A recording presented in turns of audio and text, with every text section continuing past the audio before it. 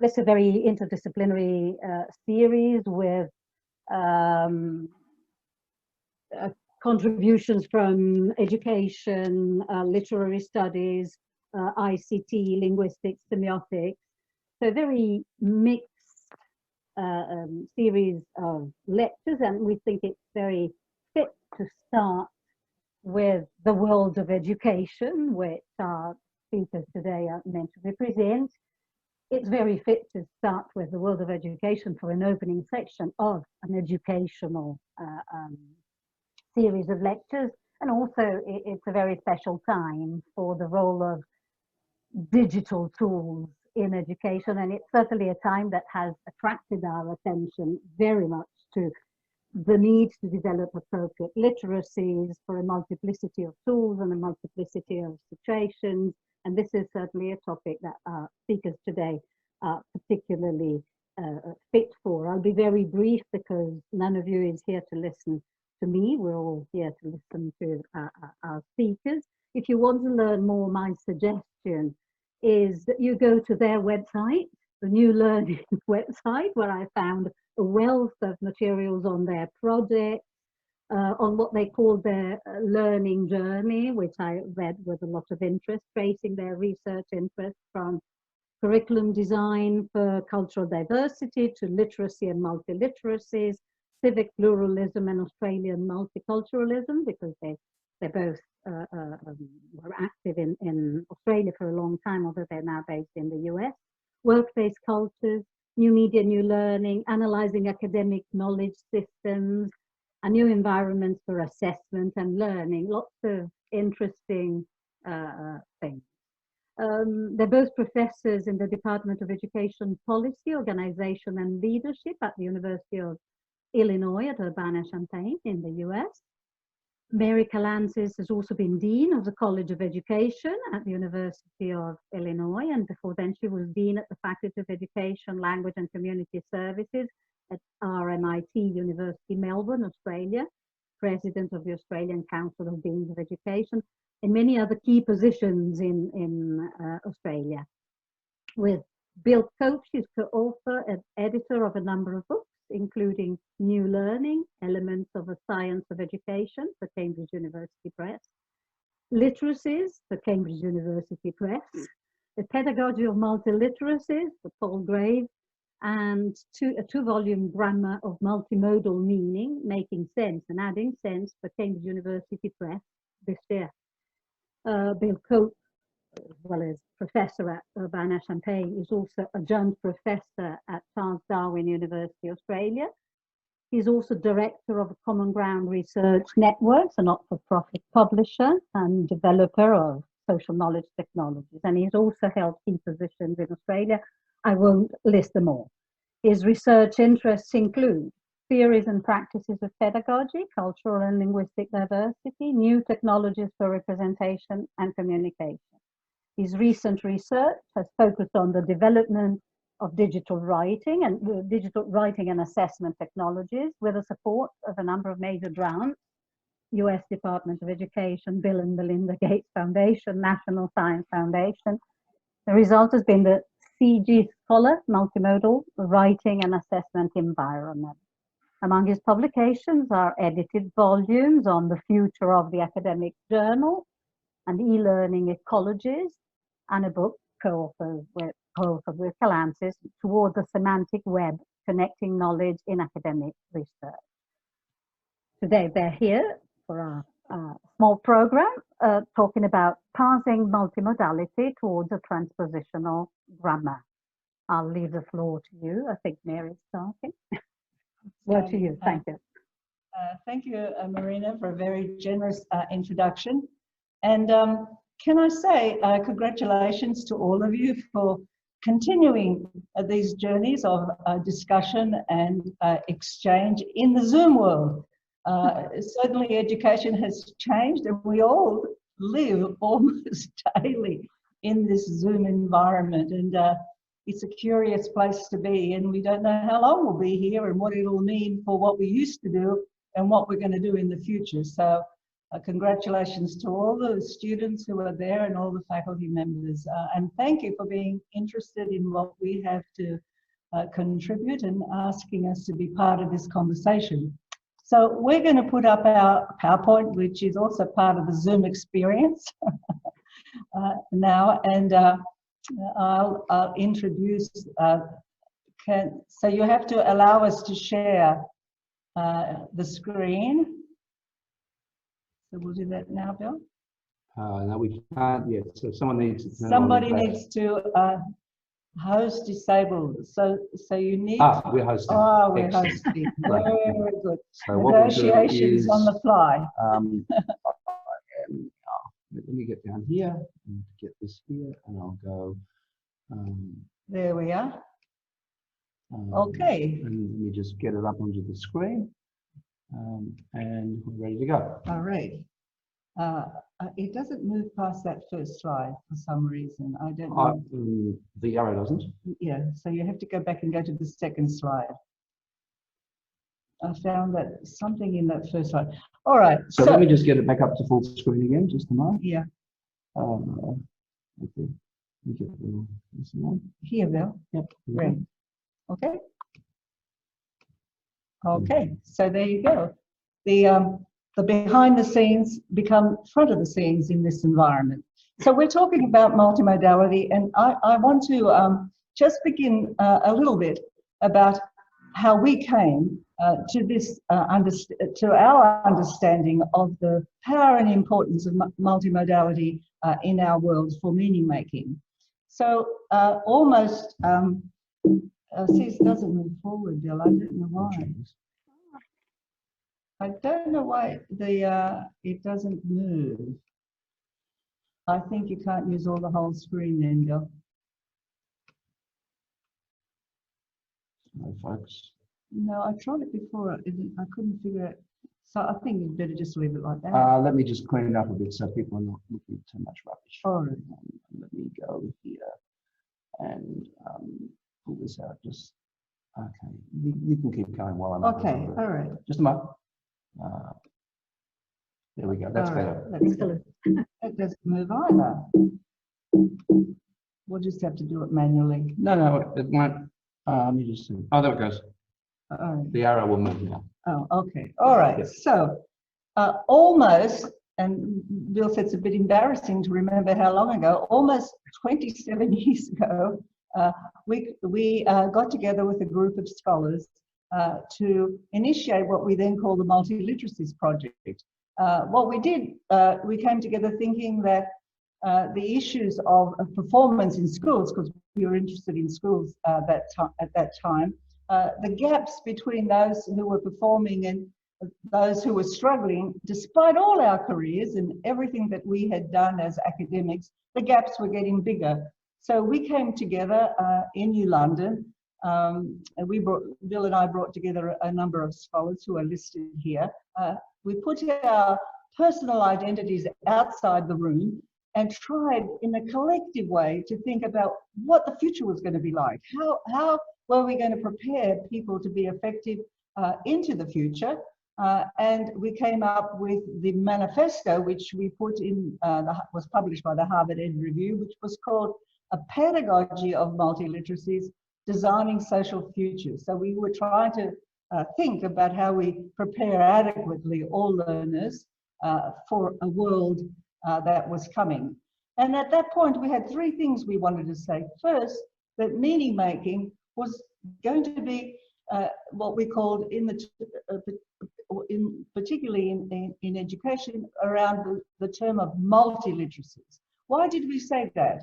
Well, we believe that people were bringing to the question and issue and practice of literacy a number of ways of making meaning, whether it was dialects or languages or codes that they were using, and that we had to start thinking of meaning making in a plural way, that there were multiple versions of literacy that were in play, both within a formal education setting and within everyday life.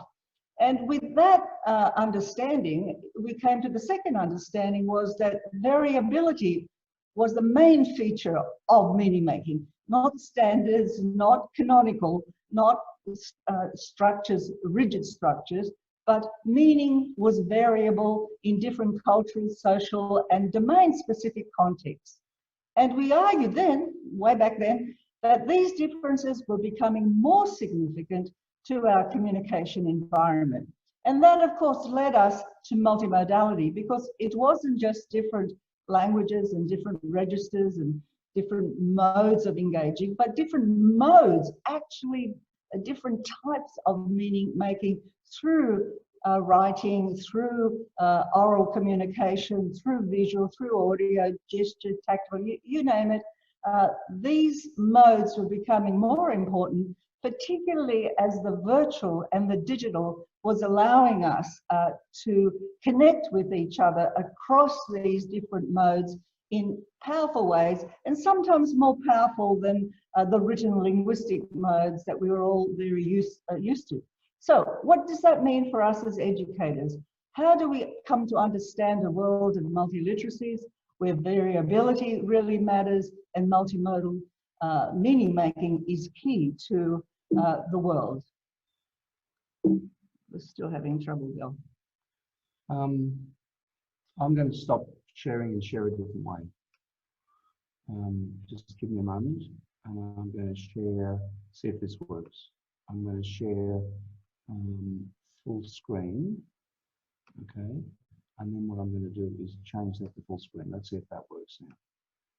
Now, try now. No, it's not working. I am sorry, but...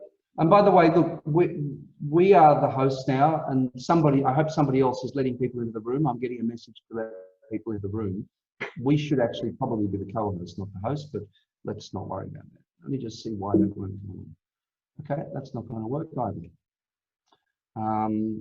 So let me go screen share. I'll do it that way again. This is part of the variability of meaning making? No, it's a part of the irregularity of Zoom, to be quite frank. Well, I can tell. Now wait there. That's not moving on either. So I can just talk from the slide. No, but then people can't see the slides. Yeah, right. Share windows. Okay, let me try again. And let me go share again. Where is Zoom? Okay, just give me a moment, folks.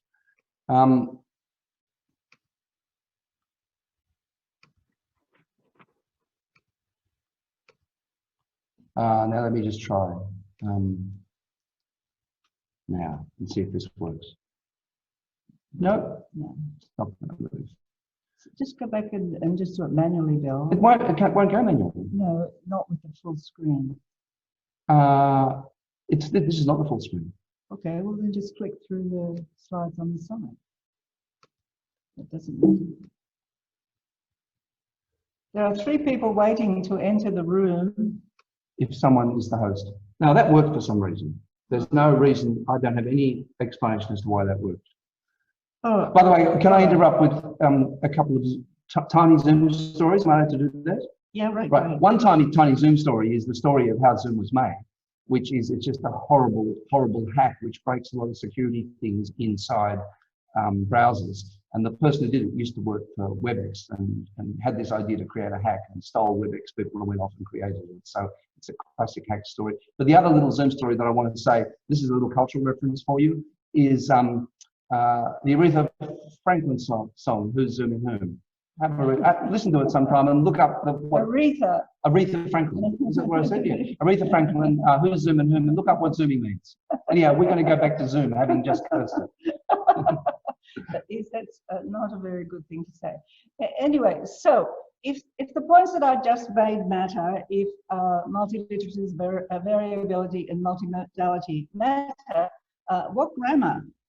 Here we go. I'm going to admit people who are asking to come in. All right. So, okay, done. Sorry, go away. Now we're back to not moving. Now we're moving again. What grammar is appropriate? Do we have the meta language for engaging with multimodality and multiliteracy? And how do we pass meanings in the world? And we want to say to you that for us, grammar and parsing has a very particular kind of meaning, not the traditional meaning about, you know, standard language and how you label language forms, but grammar for us is after Michael Halliday and Rokhaya Hassan, who were our teachers. I sat in their classes, both with Michael and Rokhaya. Rokhaya is a semiotician, and Michael has introduced systemic functional linguistics into the world. So they influence very much our orientation to what we're going to share with you today, and that is that grammar is a theory of human experience. So in the context of the multimodality, multiliteracies and variability, that is a description of how meaning is made in human experience, and grammar has to be able to capture that. So we're going to now, that's just a potted little introduction to our most recent work, which is called a transpositional grammar. We've tried to come up with a meta-language to address what I've just said about the shift in meaning making that has occurred essentially because of the digital domain to multimodality and to multiliteracy. So the first book, Making Sense, which deals with reference, agency and structure, and the second book, Adding Sense, which deals with context and interest. In the Hallidayan framework, reference, agency and structure are the main concepts, and context and interest are ancillary, but for us, we make them of equal importance, as you'll see as we describe them. So we came up with a framework for parsing meaning making. At one end, we have on one axis the functions of any particular kind of artifact or meaning making text, and on the right, we have the forms in which they can happen. You'll notice here that we've separated text and speech because we think they're very far apart. Traditional grammar talks about text being a replication of speech, but we argue that that's not the case. They're very different kinds of modes. And of course, we added the body because we look at each other. You see my arms are moving around. The body as part of meaning making is a very significant mode as well. So this is the framework of meaning functions and meaning forms that guide our... Can I just say something about that before we jump on? The reason why we separated text and speech is text is actually a form of image. We lay text out visually and we transmit it across space, whereas speech irretrievably happens in time. It's closely related to sound and body. So in other words, in terms of these modes, you could hardly get two things more different than text and speech. And therefore, our kind of dramatic move is to say language is a deceptively not usable category because it aggregates two things which are so fundamentally different. Right. Okay, so... By the way, that's the sun reflecting off a table here onto my face. It's early in the morning here, so it's right. Not long after sunrise. So the forms of meaning that we have decided to examine are, as listed earlier, text, image, space, object, body, sound, and speech. And you'll see as we move forward, we don't see these in oscillation, but things that interact with each other. And what we want to do through this transpositional grammar is develop a common language to speak about all forms of meaning. Now, how more ambitious could you get than that, right? Because our traditional grammars, were about language, right, in a narrow sense, and as we said earlier, conflating speech into text. And we want to separate those things out, yet find a common meta language to be able to analyze and understand meaning in its multiple forms. Here we go again. Right, and in terms, how do we do this? We ask 5 questions of meaning, 5 questions about the functions of meaning. So whether it's in visual or textual or about the body, we say, what is this about? Irrespective of the mode. And so we look for the reference in the architecture of whatever mode we're looking at. The second question we ask who or what is doing whatever action is involved in that particular artifact. And we call this agency. What's the role of agency in meaning making in any kind of mode? And the third function is what holds the meaning together? That is, how is the artifact or the mode in which the meaning is made structured in order to hold meaning together? And the fourth question is, what else is the meaning made in that artifact connected to? That is, what's its context that gives it its particular meaning? And the last question, which is very, very important for us, is what's it for? Whose interest does the artifact that's holding the meaning or the mode, whose interest does it serve? I mean, you can call it ideology, you can call it any other number of things, but these are the 5 functions of meaning that we believe you can ask of any mode in order to parse it for its meaning. Right. So I have now, this is a terrible thing to show you, but this is the whole grammar. We're not going to go through the whole grammar. You can see it has reference, agency, structure, context, and interest, and then the subcategories. What we're going to do is just go into a few of them to exemplify how we can use the grammar framework that we've presented to understand meaning making in its complexity and in its variability. Right, so transpositions. What are we meaning by this? We're meaning that transposition is about movement, that no meaning is ever fixed. It's shifting around all the time, and that there are 2 vectors in the way that it shifts and in the way that we can parse it. So form to form, you know, you can have something in an image, you can have something in text, it can be about the same thing, but there are shifts within the meaning and differences that are specific to the mode. And in terms of function, we see transpositions between one function and another function, and the fact that they're all together as well as focusing on one rather than the other. So, making sense of the patterns of meaning. I'm going to give you a real simple example first, just to give you an overview of how this model might work, and then Bill will give you a detailed parsing of it. So here is a picture of Big Yam Dreaming. It's a really magnificent, huge piece of work done by an Indigenous woman in her 90s, right? Australian Indigenous woman. An Australian Indigenous woman. And so here's the image, that's the meaning form. How can we understand this meaning function? I can ask you, what do you see here? What is it that you see in this picture, right? But if we were to use our 5 questions, we would say, well, what does it reference? Well, in this case, it references the yam, which is a kind of, it has a root system, the yam, and it references the land. It's a vine that grows across the ground. That's right.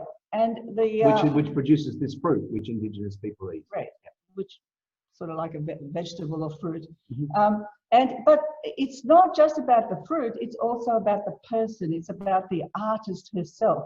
The yam is her totem, it's about her as well. So the reference to be understood directly is not just about the vines, it's about the individual herself and how she presents herself. And then agency.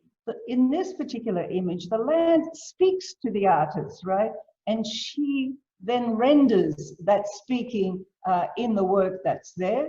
In terms of the structure, you've taken us back, Bill? I didn't go back. What happened? Oh, first thing I did. All right. In terms of the structure, the shoots and the roots and the creeper, right? They are what happens in the desert, and they represent the language of the artist and her people, and it's set up in a way that speaks, right, to her living in her country. And what is the context? Of course, it is her country, but it's more than that. It's not just her country and her people. This is made for a gallery, right? So it's a mixture between the traditional and the modern, and much more than that as well. And whose interest is it in? Of course, it expresses some part of that traditional connection of the artist to her heritage and to her politics, but it also is something she does in order to make money. She needs to be able to survive in her country and in her land by representing some of herself to others. So we can use the 5 questions about meaning, about the functions of meaning against this image to get a rich understanding of this particular work.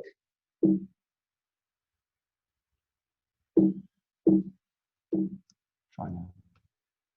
Right, and I was just going to show you a picture of her country. This is the country. It's a very, very, it's in Central Australia. It's a very dry country, a very beautiful country in a very stark kind of way. And meaning making in this country is mostly through visuals. You can see the school there is completely covered with visuals, and representation and meaning making through visuals dominates this community as much as oracy does, and very little writing, of course, because writing was not part of the traditional culture, and as only recently the oral language has been translated into or transliterated rather into text. So the image speaks in a powerful way of a very deep set of issues related to the artist. Let's see if we can get on to the next one. And that. Right, so just for me to conclude where we're getting to with our transformational grammar, we are arguing for an ontological turn in understanding meaning making, and we have 4 proposals. And the first one I've already mentioned. How do we create a generalized grammar that works across all forms of meaning? We need to be able to do that if we're going to harness them effectively. Secondly, after the language turn, right, that's where we were, you know, we advocate the ontological turn, that is, there is meaning in things and in what they do, and we need to focus on that as well. And thirdly, we describe the dynamics of movement within meaning, which is just as important as, perhaps more important than the static systems of grammar that we are used to using to describe meaning. And lastly, we've tried to deal with the tension between materialism and idealism. And our case is that they're not opposites, right? The ideal and the material, you can move backwards and forwards between these two, and we'll give you some examples as we follow about how these 4 proposals play out in our transformational grammar. Okay, so this is when we turn to me, and so that was Mary speaking in pretty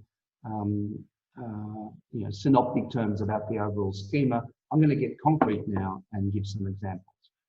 And I'm going to go into each of the 5 functions and give one example of a transposition in each area, right?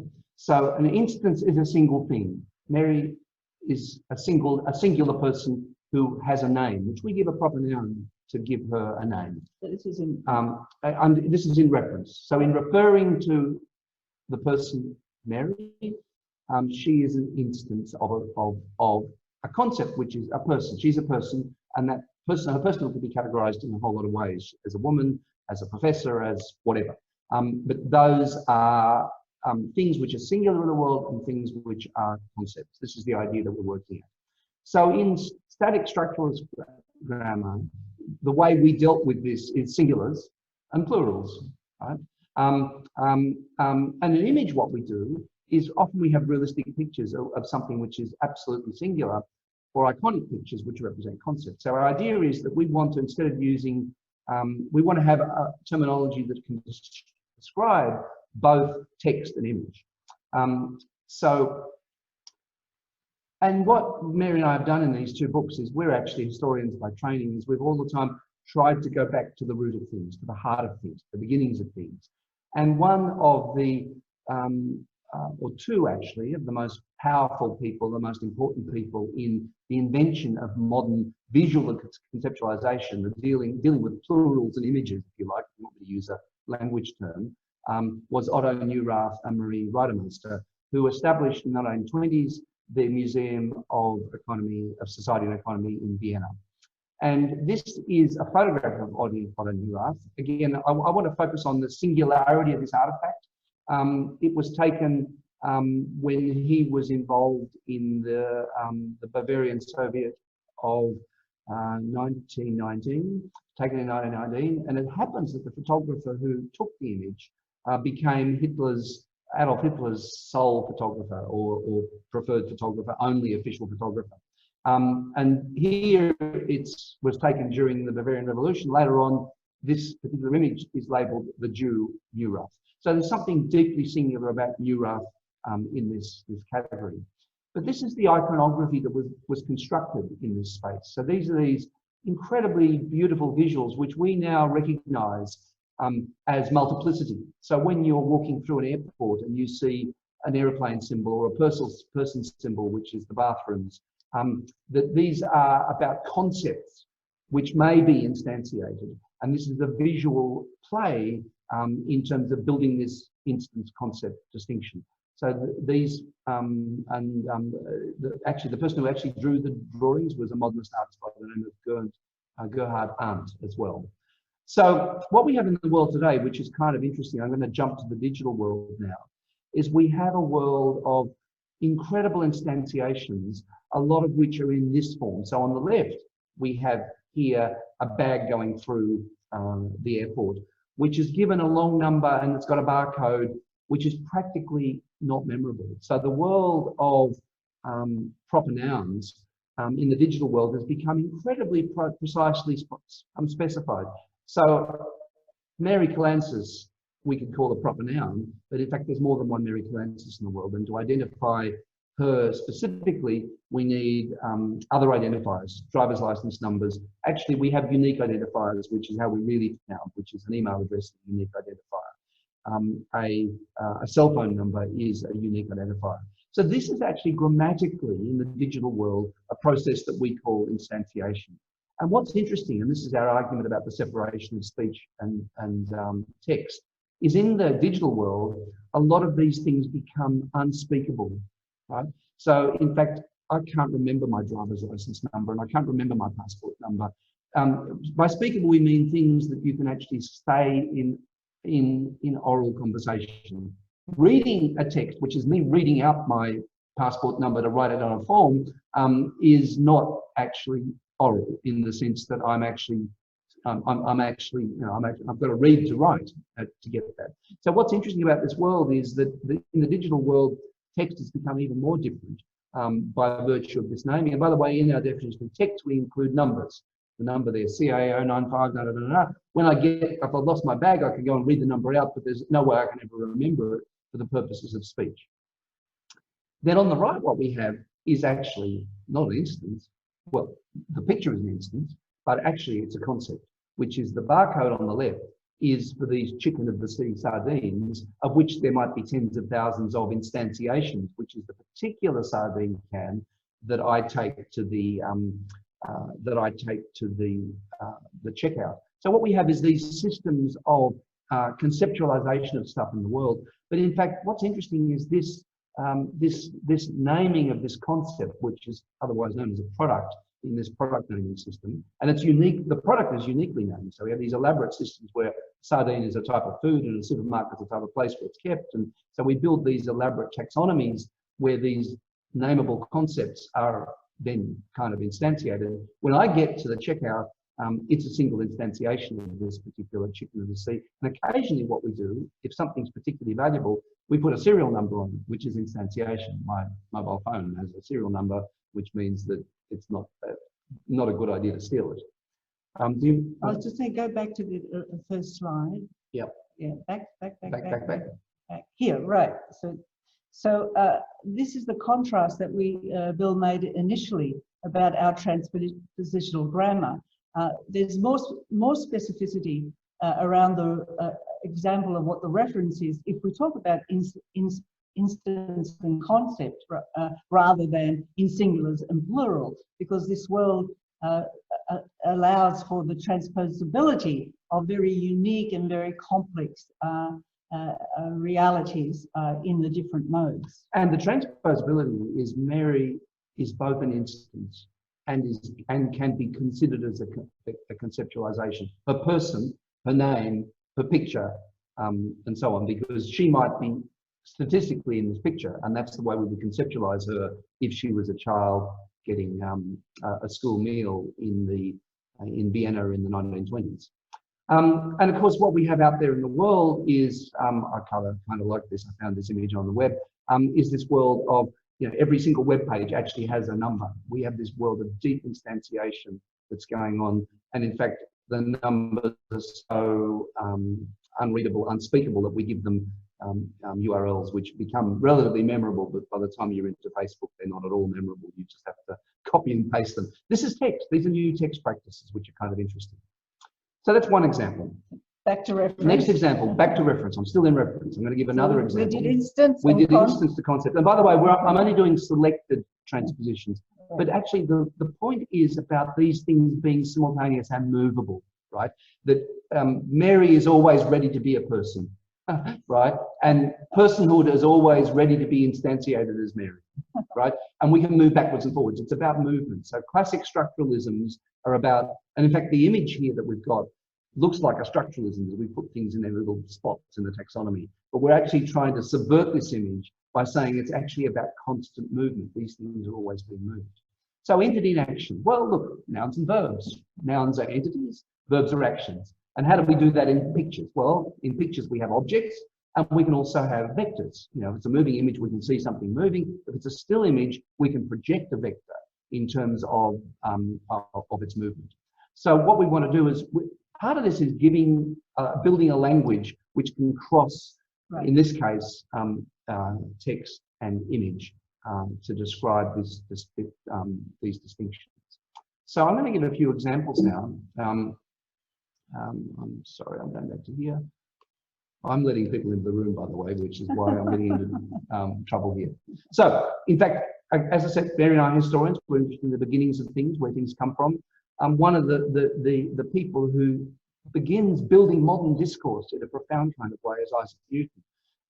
And one of his, well, interestingly, by the way, this is off on a bit of a tangent, which we cover in the book. He also built crazy numbers. Like he spent, of the 8 million words that he wrote, 6 million were about the numbers in the book of Revelation and the end of the world and crazy. He was an alchemist and he was a nutter as well, but it doesn't matter. This was a moment of brilliance when he actually discovered the refraction, the spectral decomposition of light in its refraction into colours. But what's interesting in this particular quote here from Newton's Optics is the way in which things that are happening become objects. Entities, actions become objects. So every action can be objectified. Every object can actually be, the provenance of every object can be reconstructed as an action, right? And what he does, and the classic scientific move, by the way, Michael Halliday wrote a whole book about this, is to nominalize, right, which is to turn what science does, it turns the actions of the world into these objective things. So there's a linguistic game going on in here. But what's remarkable about the Optics book is that Newton also does this in image. So you can see here, this is the spectral decomposition of light, where these images not only show objects spatially arrayed on the page, but movement via arrows, and the light starts on one side and it goes to the other. So what he's doing is both in text and image. What he's doing is he's doing this transposition between entity and object, but one that actually prioritizes in the mode of Western science, prioritizes object over action. Right. That's one of the classic scientific moves. So it's the same topic, but with different features in the mode as they use backwards and forwards. But what it means is that then the characteristic move between entity and action becomes the characteristic processes of Western science. Right. Moving a long way forward now, in software programming, this is used very largely by developers. I think a modeling language called Unified Modeling Language. And what it's about, and this happens to be a model here that's being built of a ticketing system for a theatre. So the customer wants to make a reservation in a subscription series to go to a show, there's a performance. So we have a number of entities there, the customer, the show, the subscription series, the performance. But each of those things, the customer can become someone who actively is in the theatre. The show is actually both a thing, but also an action. So it's about this is a kind of a digital mapping, if you like, of this grammar, this entity to action grammar written in Unified Modeling Language. Now, we're now moving, the second area is agency. I'm going to give just one example from agency. The book is full of examples, by the way, so part of and the website. And the website. Yeah, we've got a website as well where we don't have any pictures in the book because there were so many we couldn't put them in. And but anyhow, there's a website as well. And I'm just giving a few examples from here. So this is about self and other, right? And what we do is that we think, okay, there's the first person, I, and there's the second person, you, right? And these things are distinct. So in structuralist setups, we say the difference between I and you is the structure. And the difference, which is never the twain shall meet, because I is utterly different from you, is actually the definition of each other. That's structuralism for you. Right. But what we're going to say in transpositional grammar is that myself is your other. And I'm the same self in each case, but the meaning is different according to role. We're moving backwards and forwards between these. And if I'm feeling empathetic, I actually become you for a second in terms of my emotional space or my feeling as a body. So in other words, self and other are not so hugely distinct. The great philosopher of this and the great theorist of this is a hugely forgotten and neglected woman, Edith Stein, who in fact, was a student of Edmund Husserl, the inventor of, or the creator of phenomenology. In a way, the last person in a tradition of phenomenology that was initiated in the West by Hegel. She did her dissertation called The Problem of Empathy, which is about exactly this problem, how you can feel the pain of others. And when you feel the pain of others, you are in some senses rebuilding the other. It's not the other. So transposition is not about translation or transliteration or things being the same. It's nothing like the same, but you are making a move which takes you in that direction. You're moving backwards and forwards between these things. Now, this is, I want to give you a modern version of this. And again, the deep complexity of this. Rizzoli is a very fancy New York art publisher. You may or may not know Rizzoli. And Kim Kardashian-West produced, or they published a book of her Instagram photos called, very cleverly and insightfully, Selfish. So when you're taking a selfie, and selfie is a wonderful word. By the way, the etymology of the word, this is historical trivia, is Australian. So that's just completely irrelevant to a sensible argument.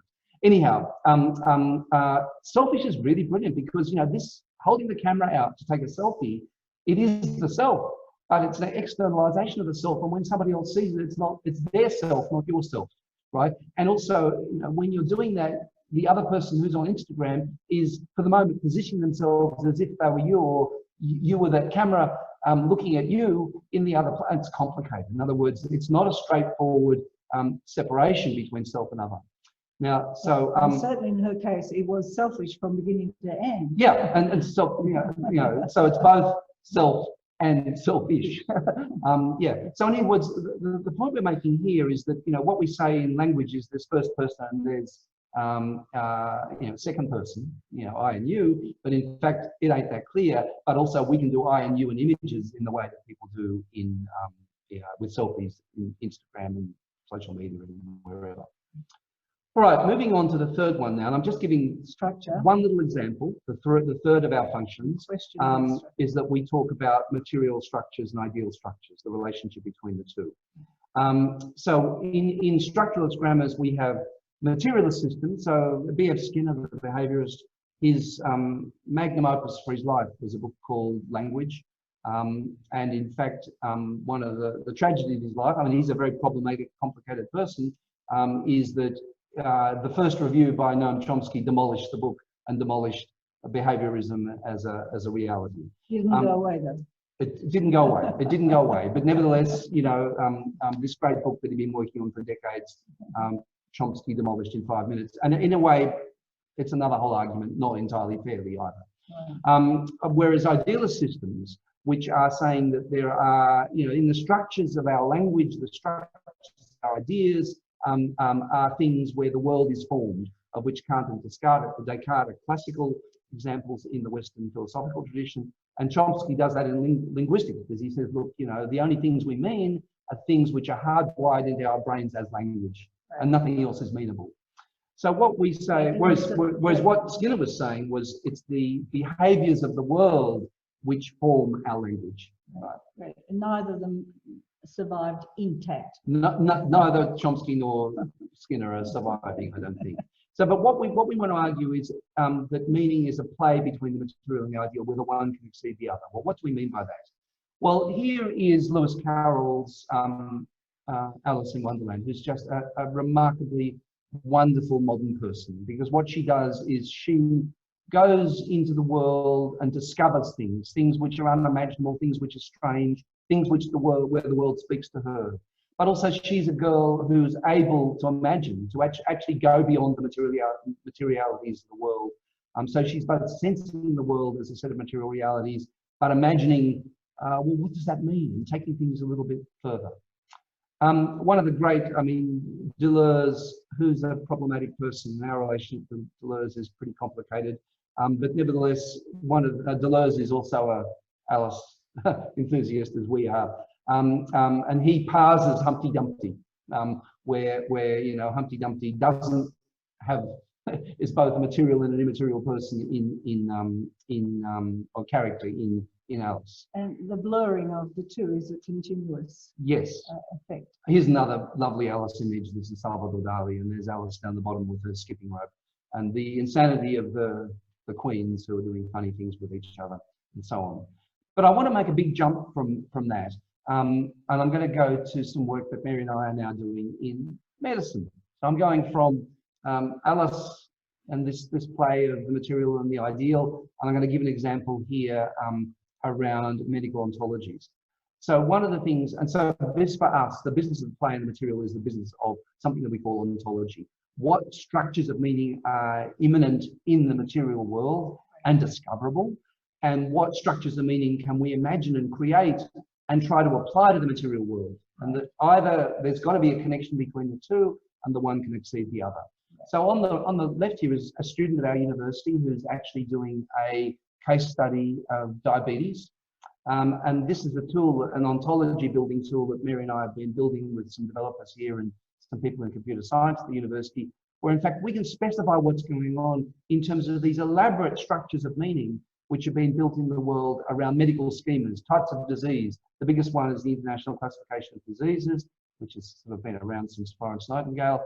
But now these are all digital ontologies, whereby, again, getting back to our conceptualization, we can conceptualize medical conditions and find them in instances, right?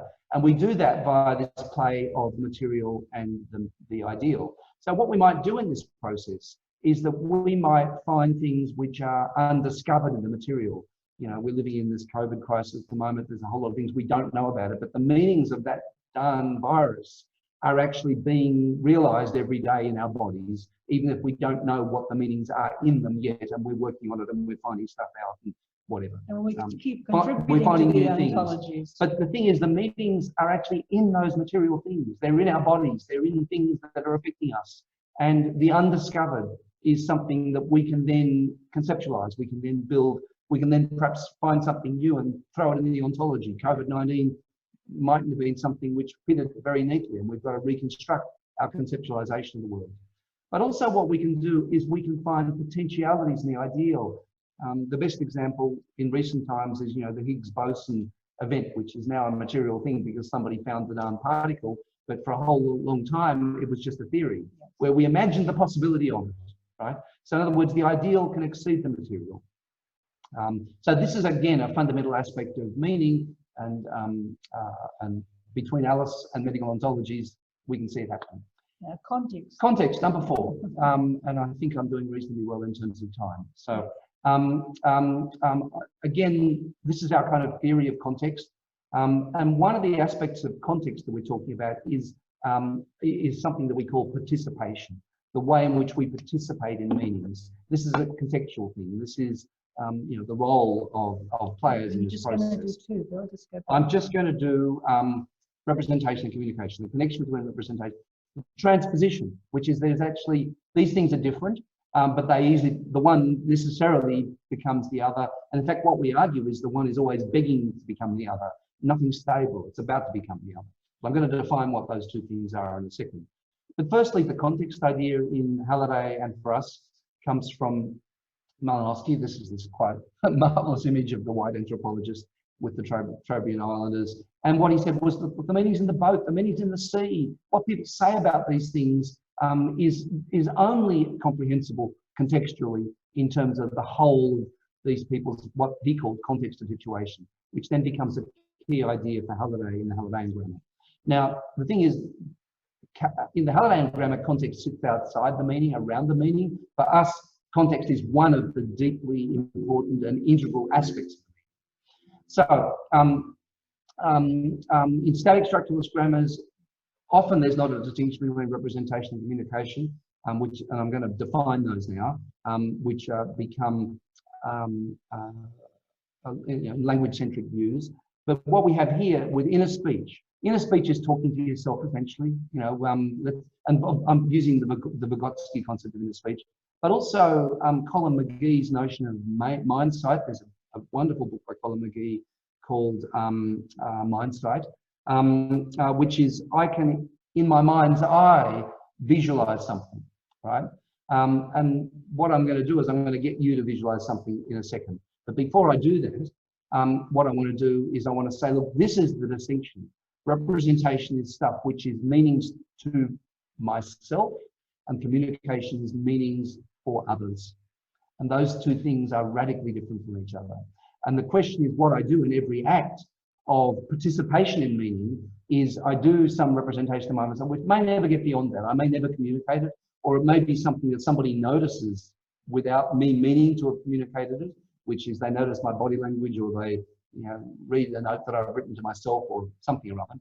Whereas communication is this framing of meaning, but the meaning is never one of transmission.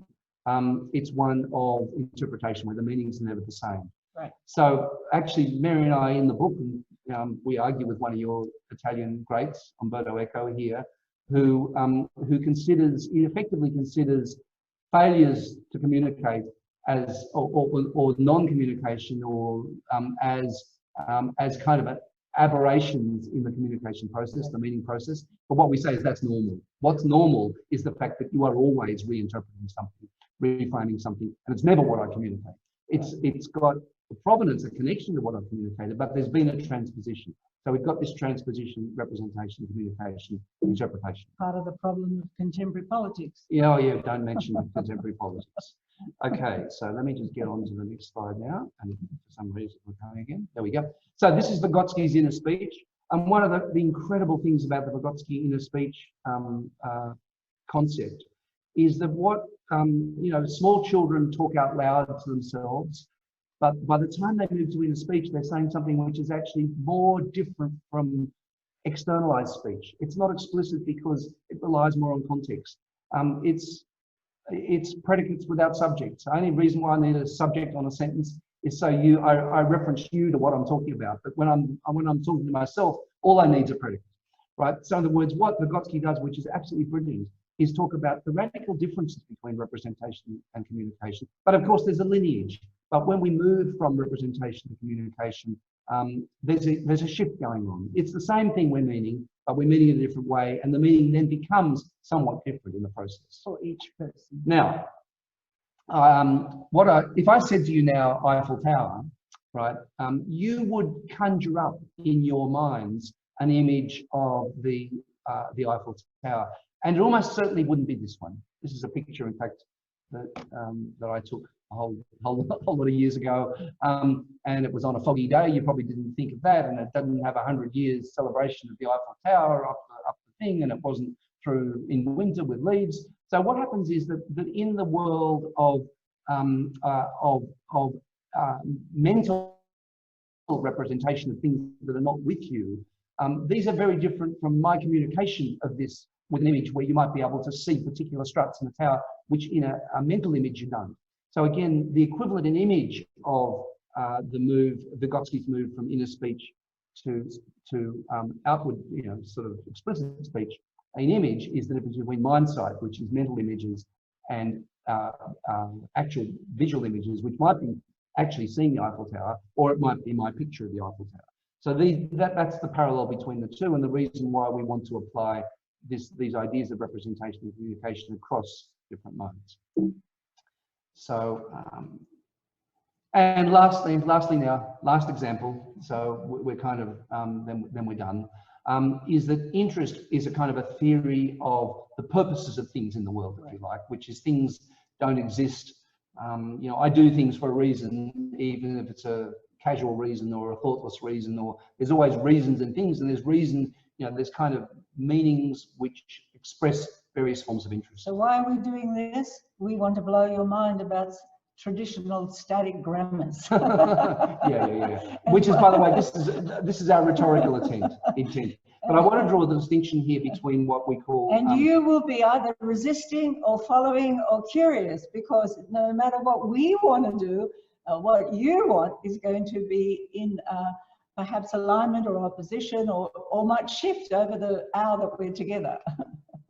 So what we have is formalities of rhetoric, and again, your great Italian Umberto Eco is one of the people who kind of theorized this as a communicative practice, but again, we think his huge bias was towards communication as opposed to, so rhetoric is absolutely a communicative game where I'm trying to convince you of something.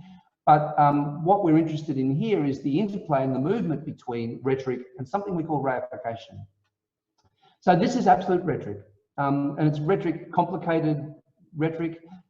It's just a nice quote we like from Andy Warhol, who saw this ad for a water heater and turned it into a work of art. So it's rhetoric on a number of layers. It's rhetoric in terms of him taking something vernacular and deeply ordinary, which is this sign, and then reflecting on it as a rhetorical piece all of its own.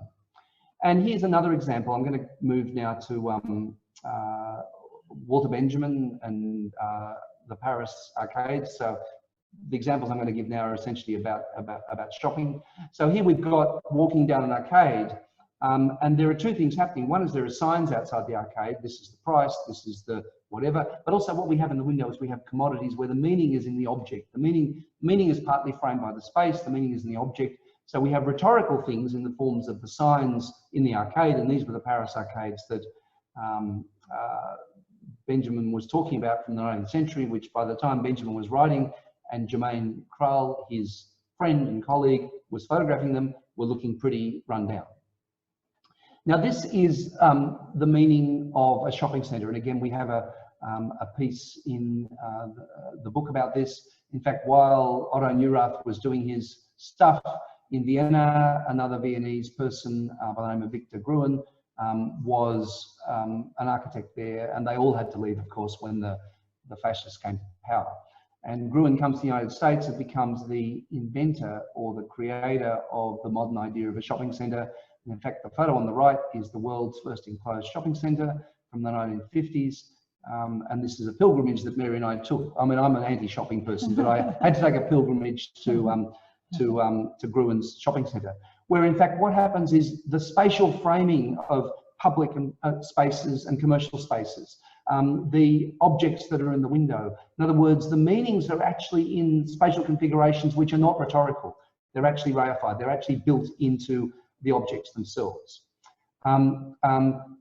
So what we have in the Internet of Things jumping onto the digital world now is we might have these RFID chips in things. We might have scannable codes. We might have AR, VR, which is able to detect what things are. We might have QR codes or whatever. So what we've got is we've got meanings in things themselves before they necessarily become textual meanings and before they become meanings where we need to argue for them explicitly, otherwise known as rhetoric. And we live in this world of imminent calculation and of, the meaning of me moving through the door in terms of a, Fitbits and all that kind of stuff. So we've got all these things which are meanings in objects, reified meanings, before they become things we need to speak to explicitly, if you like. But what we do is we might want to sell this door opener, right? In which case we turn it into a rhetorical object, something we say, look, it'll give you greater security in your house, it'll do this and do that. And we might want to turn it into something where we argue for it, where we explicitly expose its interest.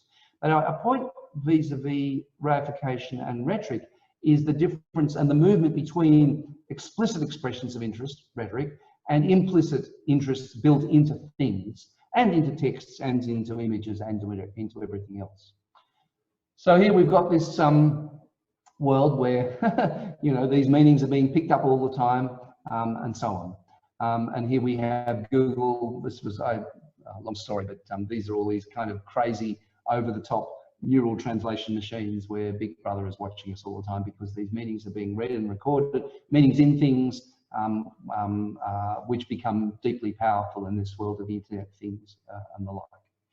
So that's kind of the end now. This is the website. So the books there are the two covers.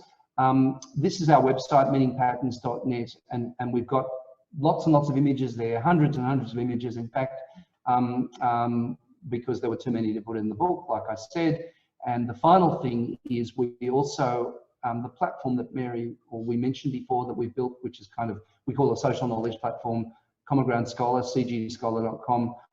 We have a community in there where we post regular extracts from these books. So you can go and create an account and join that community. But we're also on Facebook and Twitter if you want small doses of this as we go. We go back to the 4 propositions. So I was going to say audacious. What we're trying to do, I suppose, is audacious. You know, we are linguists trying to open up the tools for meaning making, because the world that we live in today is completely saturated by the digital in almost all the domains, private and public, and we have to be able to parse that as much as we parse traditional alphabetic text. I give one very crude example of the shift. You all know the prison at Abu Ghraib. You know, the Red Cross had gone there and taken and written a perfectly elaborate text, you know, in English, and put it on the web about what was going on in that prison, right? And it was available for politicians, for lawyers, for citizens to read freely. However, it had no effect. Somebody went in there with a camera and took a picture of the man with the hood, remember, with all the wires coming off, and instantly that had a powerful effect on the imagination of ordinary people as well as politicians and the law. So these modes, that we are talking about, are having powerful effects in ways that before only the written form had. So we need to understand these, and we do not believe anymore that the category language or the traditional grammars that we have, you know, we can spend hours and hours with learners teaching them to parse with, you know, the traditional grammar forms, but it won't prepare them to deal for a world that is becoming more differentiated, not less differentiated. More issues are becoming more contested, not less contested. We need and more movement backwards and forwards between the ways we understand the world. So these 4 things that we've tried to do is what we've tried to share with you in a very quick kind of way. You know, what a generalized grammar might look like across all those forms, how we move to an ontological term rather than the language term. We don't think that that is what's needed anymore. And thirdly, without being schizophrenic, how do we understand the movement of meaning backwards and forwards? Of course, movement has to be stabilized, meaning has to be stabilized in order to be meaning, but how do we understand the way it shifts all the time between participants? And in the end, how do we understand the relationship between what we think is the ideal and the material? And how does the material reality impact the ideal? And what kind of imagination can we have that might take us to another place where the world might be more inclusive and there might be more communication that is of a positive form rather than a negative form. So that in a nutshell, that's what we've tried to share with you this morning at our end. Thank you very much. We don't hear you. Marina, thank you very much. Oh yeah, that's good. You can hear me now. Yes. Thanks a lot. I'd just like to open the floor to questions from students. They can either write questions, and colleagues, they can either write questions on the chat or they can take the word, and Annalisa will keep track of questions. You can actually write your questions in the Q&A section.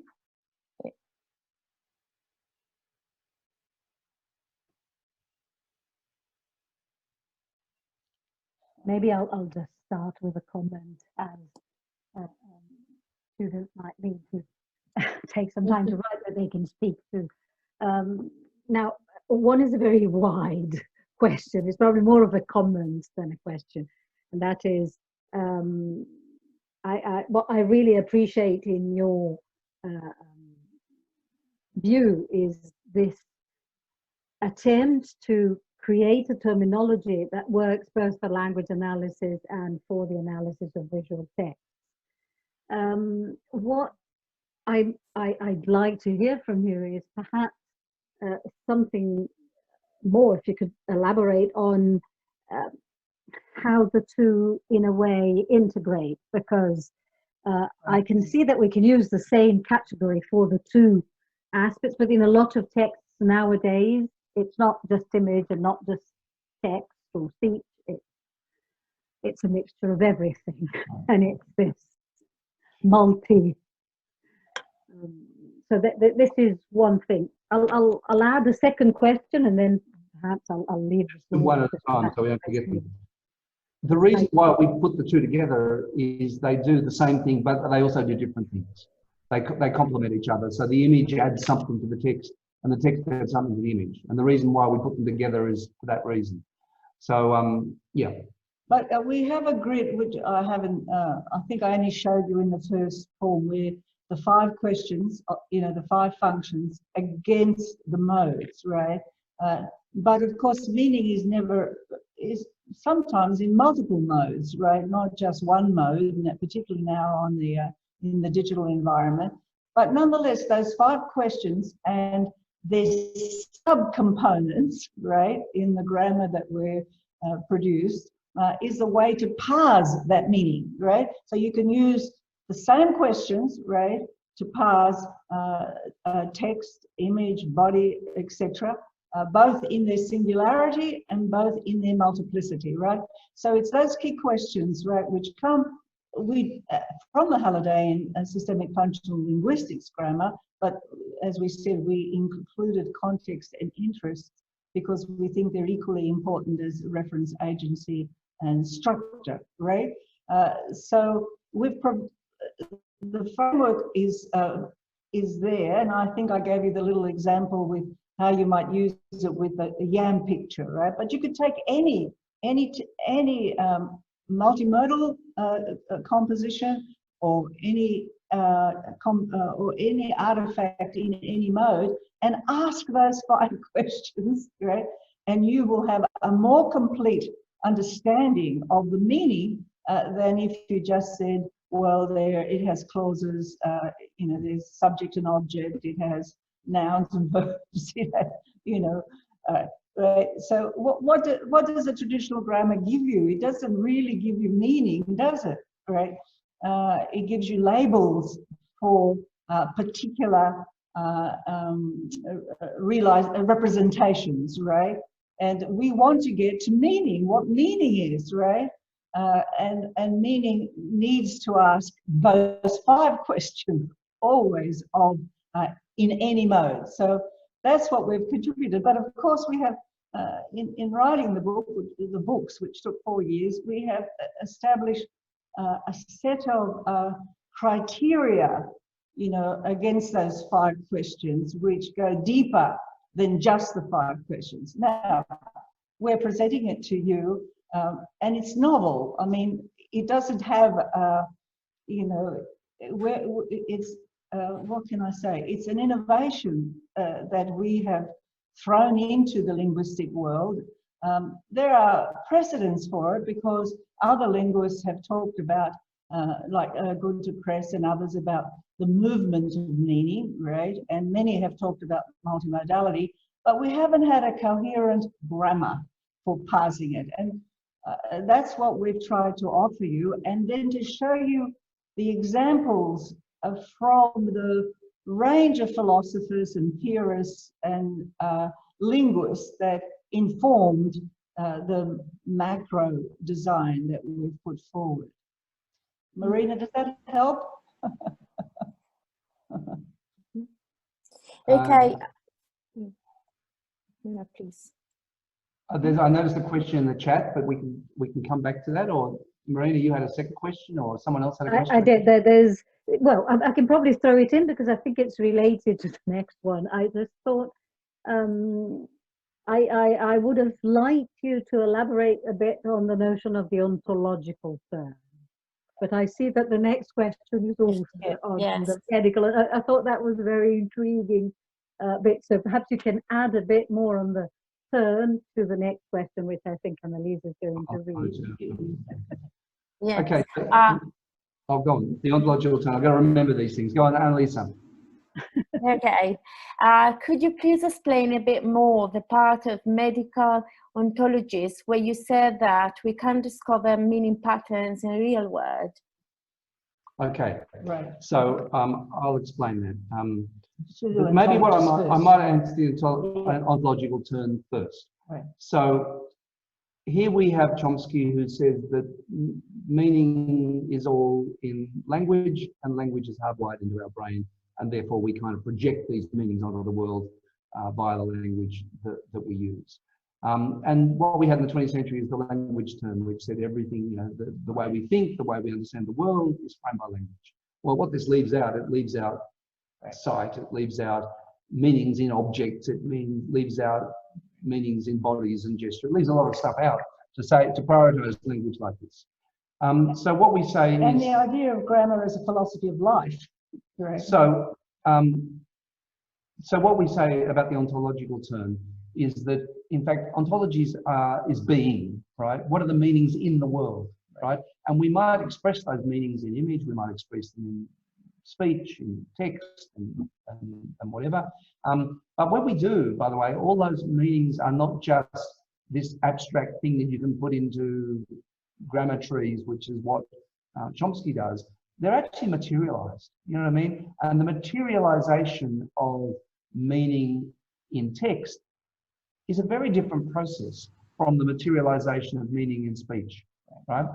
Yes, of course there are connections, and we call that a transposition. And of course, you can go from one to the other, but when you do, it's something quite different. You know, in text, you're arraying something visually on a page. So we're interested in these very, very material practices of literally making meaning, literally manufacturing meaning, literally creating meaning, which we also do, by the way, with digital cameras and pixels and all manner of things in the digital world, which are kind of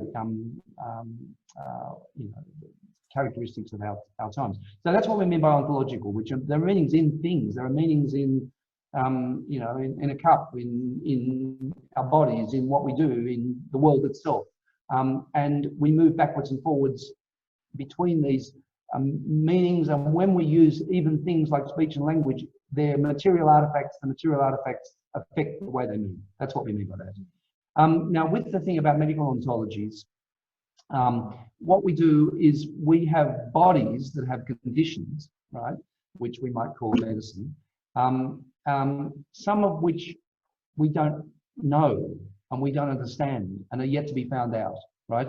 And they are, if you like, kind of meanings in our bodies because they play through this into the action thing. They play through, as in the case of illness, they play through as disease. They play through as whatever. They're active things that have an effect on us and they actually mean something in a number of ways, even though we don't necessarily have a way to articulate that, understand that. And what the ideal is then is trying to conceptualize what the hell's going on, which is what's been happening in this COVID crisis, for example. What a strange damn illness this is, and how does it work? And you know, there's things being discovered every day. The other thing is that what we do is we build these kind of schemas which are both mental models of the world. So the thing about medical ontologies, which are interesting, are these highly specified descriptions of things that can happen to bodies. And what they do is they allow us to find things, right? They actually mean that we figure things out, and they then become discoverable. So it's a kind of play where it isn't that the material and the ideal match. They don't, they overlap, and you can push beyond the material into the ideal in order to try to imagine what might be going on, to project what might be going on. That's where you're pushing the ideal above beyond the material. And there might be aspects of the material which you haven't quite seen or understood, or you know, which then materialize. So that's our kind of, that's the explanation there, which tries to explain that process. And if I can just say, in 1994, we started this journey and said that multimodality and multiliteracies and variability was going to be the future, right? We were hoping that would, somebody asked for videography, would encourage linguists and scholars to take up the challenge of a meta language that was able to cross that variability and that multimodality. However, the context and the interest in our educational systems are so tied to traditional ways of doing things, you know, gold standards and, you know, the valuing of grammar and correctness and, you know, and main languages, you know, that context and the interest supporting it are so great that despite the fact that the material world is changing in the way that it's operating, somebody asked what we do about education, that we didn't rise to the challenge. And now, precipitously, here we are all thrown, right? Every educator in the world, as a consequence of the pandemic, has precipitously been thrown into the digital, into multimodality, and we're trying to sticky tape things together to get by, hoping that we'll be able to return to the context and the interests of the past. But this is a powerful transitional moment. We didn't expect what has happened, none of us did, but we were thinking when we wrote this transpositional grammar that we have to have a grammar for parsing meaning that looks at living, right? And the way in which living happens, right? Across those modes. And so that's been our offering. We don't know the strength of it. We don't know how useful it'll be. We're glad that you wanted to hear it. It's disruptive, of course, even though we say it's a continuity. It is a continuity in some regard, but it is a disruptive thesis on what is required if we are genuinely going to harness multimodality and understand its meaning making. Of course, different disciplines like art or design and photography or architecture, you know, did do analysis of the visual or spatial in their own form, but we didn't take those, well, we have in some way the concepts that developed in different disciplines in order to have a general understanding of meaning making that transcended any particular mode. So I just noticed another question there: meanings for education in the context of emergency remote education. I mean, we might be able to parse this space, to use the word Mary and I use is parse, which is taking a linguistics word and applying it to we might parse this Zoom space. So what we might do is we say, okay, what are we referring to? We're referring to semiotics and language. The agency question, though, is kind of really interesting, which is how does agency play out in this space, which is both similar and different from a traditional lecture theatre or classroom, right? So there's a number of pieces of agency. So there's Marina agency in selecting us. There's our agency in the kind of presentation that we've given you, right? And there's your agency, right, in the way that you're receiving and internalizing or otherwise, right? So with agency, you know, we've got a classical, we've absolutely replicated the traditional lecture theatre here, which is one person's talking at a time. There is a little bit of tiny disruption going on. We've got multimodality happening. People are typing here, and normally the lecturer at the front of the room couldn't see what you were typing. So we've got a little bit of that, which allows a little bit of multi-channeling. By the way, listening to a lecture is pretty darn boring in a regular lecture theatre. But this is a way to, you know, to supplement a little bit in terms of, but essentially it's the same dialogical structure that's going on. So one of the things is we've experienced both a replication which fossilizes old forms. So in other words, the tiles I can see on the screen here are just like you were all sitting up in rows in a classroom or a lecture theatre. You're all passive, you're all quiet, there isn't much agency going on. You're just sitting and listening to us while we talk, which is, in terms of social media, it's pretty boring, to be quite frank. It's low cognitive load.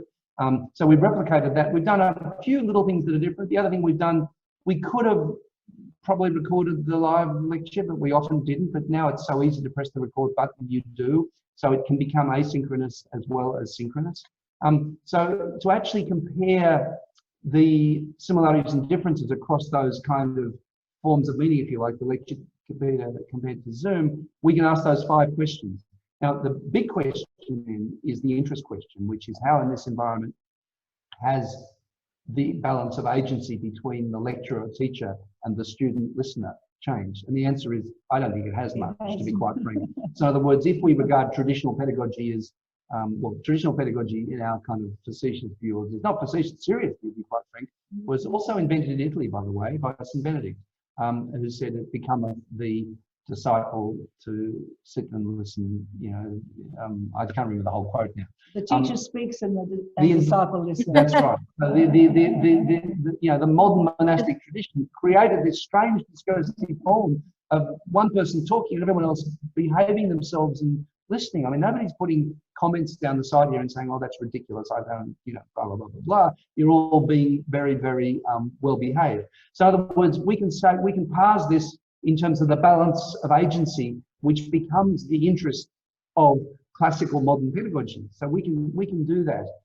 So that's just a little example of how we might use these kind of tools to compare this Zoom screen. And by the way, some people just have their names, so we don't know. You're probably scrolling through Facebook or doing something more interesting.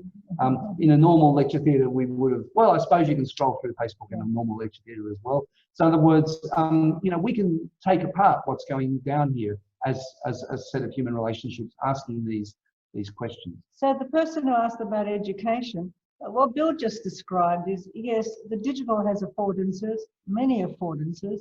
However, when we choose Zoom, right, as Bill said, we're making a choice to replicate what we're comfortable with, right? It's not, but it would be possible to be able to engage peer-to-peer, but you couldn't do it in Zoom, right? You have to have a different platform that allows much more engagement, where we have a flipped classroom where you get the lecture beforehand and then we come together and you talk to each other, and that we recorded the responses and engage. It is possible to have a much more inclusive environment. However, the world has become Zoom because it's closest to what we're familiar with, right, in traditional classrooms. And the interactive bibliography, I mean, there's a lot of, I mean, our stuff's on the website, and then in the stuff that we do, we cite a lot of other stuff. Yes. It's meaningpatterns.net will get you to a homepage where you can find a whole lot of stuff about e-learning, and I can put it in the chat box if you like. I can type it in the chat box, which is one thing. Well, I suppose if I was on a regular lecture here, I could put this on the board. So that's a little bit multimodal, isn't it?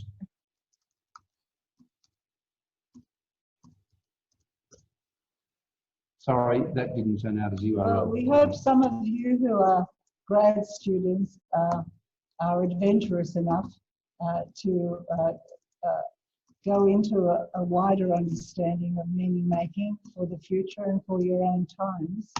and perhaps to resist a little just a little replication of what we've always done, and to demand a different kind of more human, engaging environment, even in these spaces.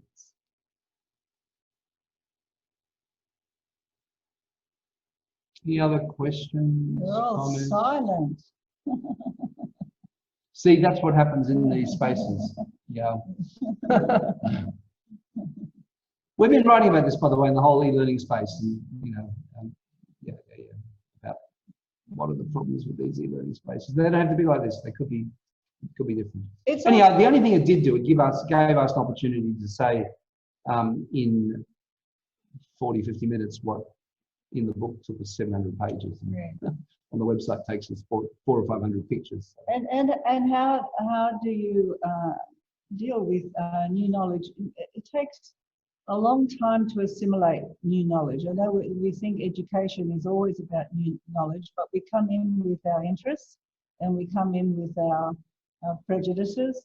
I mean, we teach online doctoral students, and one of the biggest problems we have is getting them to put their expertise to date outside of their thinking and to engage in a journey of discovery. But they're always, because they're scholars and because they're trained to be scholars and they've learned so much, they always want to put what they already know at the forefront of their work. And yet a journey of discovery, particularly in these transitional times, needs for you to take risks, to be vulnerable, to be, open-minded.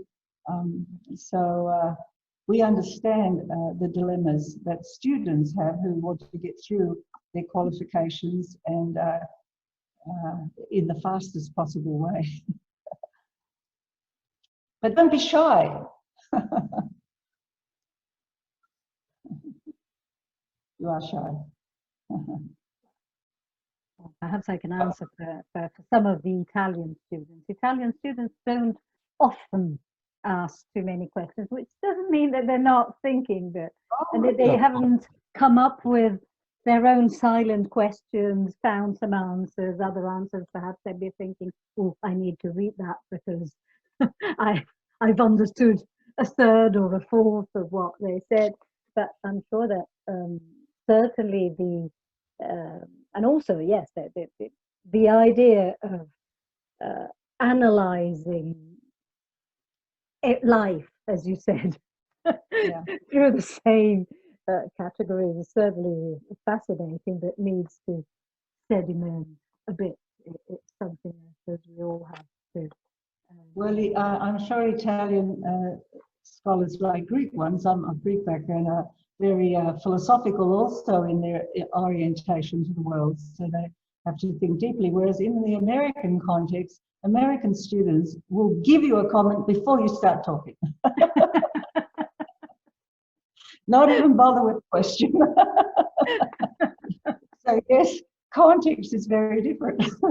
But it's something about about the world, these two different worlds. I mean, America and Italy, even in the educational context, are very different. And you could parse them using those 5 questions in a very different orientation. We're from Australia, right?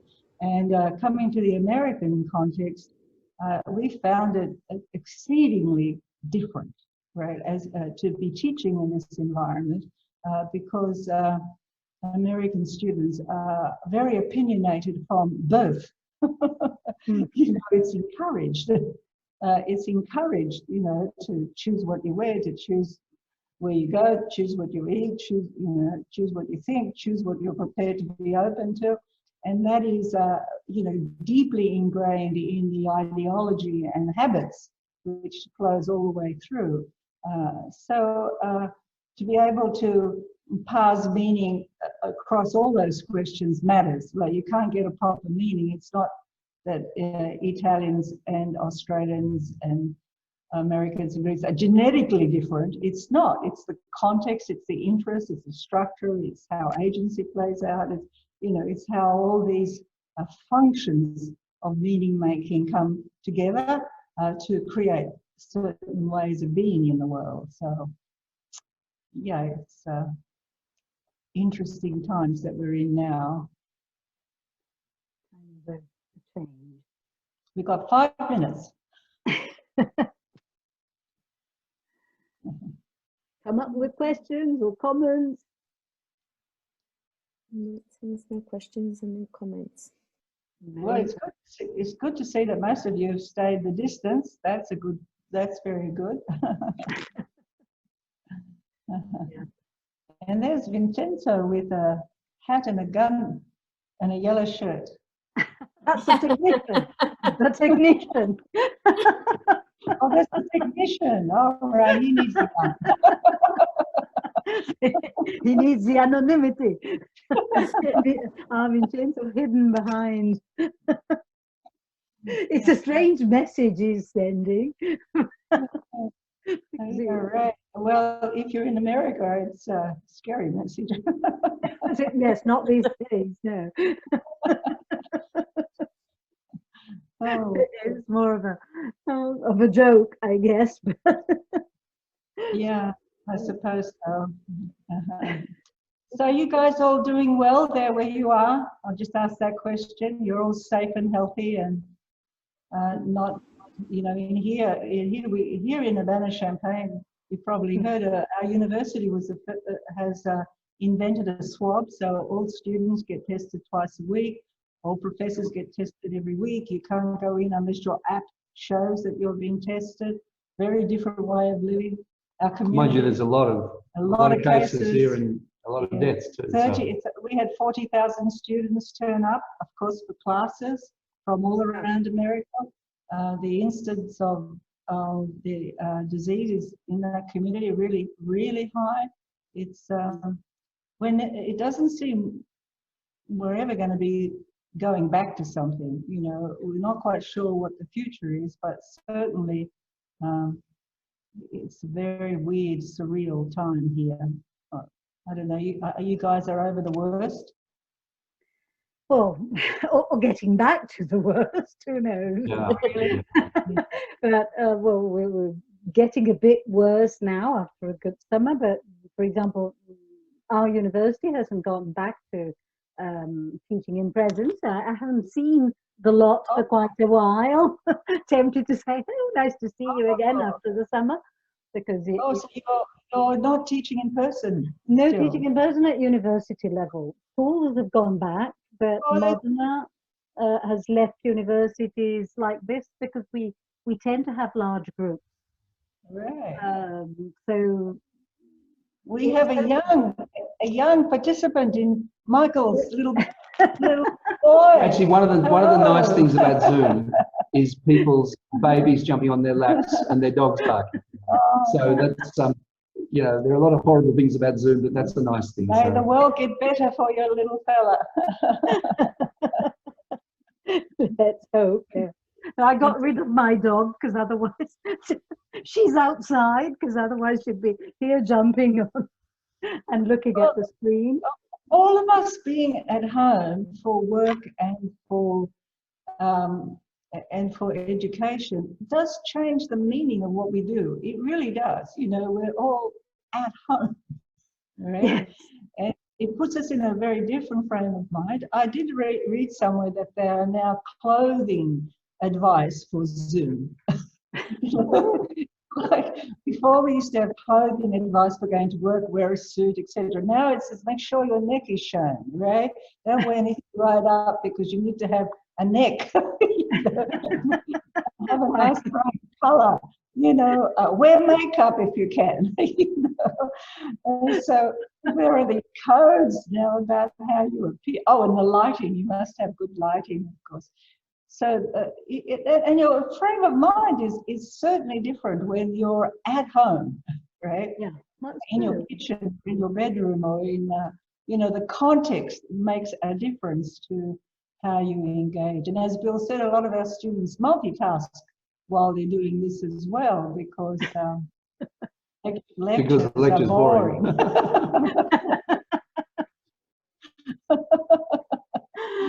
You see, even a conversation like this after a talk, after all, it's the sort of thing that would perhaps take place once you get out of the room and you go, well, in Italy, you'd have to go to get your coffee outside. And you Yes. start the conversation in a different way. Here, Yes. as we're all sitting at home, we can we can round up with a nice. Anyway, we think it's a privilege, Marina, that we're able to talk to your students and to your colleagues, and we apologize if we did anything that was too quick. But Thank you very much. know, we are grateful to be able to talk to people who are interested in these issues, and particularly graduate students who are going to shape the future perhaps better than we shaped it. I mean, our generation thought that we were making the world better around diversity, around technology, around globalization, you name it, all the things that we thought were improving the world. And we've handed you a world, our generation, that isn't in fact better. Right, it is better. And the young people going forward, I saw a program with Pinkerty last night that said 75% of them are going to be poorer than their parents, right, into the future. Imagine that, a future where that's what we've arrived at, where the world is changed in ways economically and socially and you know, geopolitically, in ways that the next generation are not going to be as well off as our generation. And yet that's something we always believed we were able to do, that we were able to create the future for the next generation to be better. So it is a critical moment, and meaning making is so vital.